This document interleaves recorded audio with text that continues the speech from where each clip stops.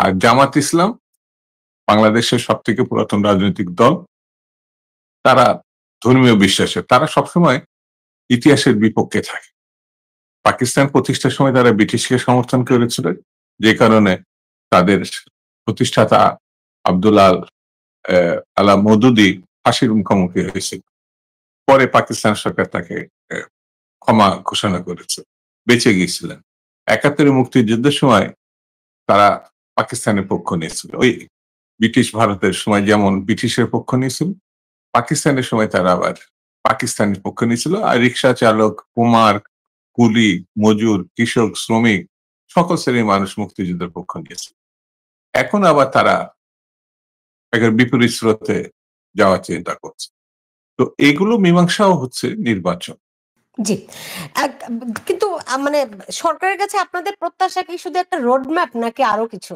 আমরা যেমন চাই যে এই সীমাহীন যে অসুবিধাগুলো মানুষ ভোগ করছে এখন, যেমন বাজার সিন্ডিকেটের কারণে বাজারের উচ্চ মূল্য, মানে প্রতিটা দ্রব্যের দাম ক্রমই বাড়ছে। কিছু কিছু নিরাপত্তা ঘাটতি আছে। আমরা মনে করছি একটি নির্বাচিত সরকারের পক্ষেই এই টালমাটাল পরিস্থিতি মোকাবেলা করা সহজ হবে।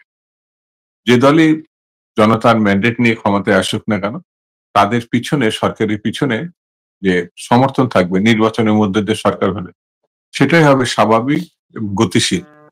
সেই জন্য আমরা মনে করেছি যে অন্ততপক্ষে নির্বাচনটা একটি রোডম্যাপ ঘোষণা হোক এবং কবে, কখন, কোন দিন হবে সেটা তার সরকারের পক্ষ থেকে বলুক। যত দ্রুত সম্ভব একটি রোডম্যাপ ঘোষণা করা সরকারের পক্ষ থেকে আমরা জানতে চেয়েছি। অন্যান্য রাজনৈতিক দলগুলো এটা বলেছে। তো তাদের সঙ্গে বারবার অন্যান্য রাজনৈতিক দল, শ্রেণী পেশার মানুষের সঙ্গে আলোচনা হয়েছে। তবে সেনাপ্রধান হিসাবে তিনি একটা কথা বলেছেন যে আগামী প্রায় ২ বছরের মধ্যে একটা নির্বাচন করা সম্ভব হবে। এটা আমাদের আইন উপদেষ্টা আসিফ নজরুল সাহেবও এরকম ইঙ্গিত দিয়েছিলেন। যদিও আনুষ্ঠানিকভাবে সরকার প্রধান হিসেবে ডক্টর ইউনূস এটার দিকে যাননি। অর্থাৎ স্পষ্ট করে তিনি মাস বা দিন ঘোষণা করেন।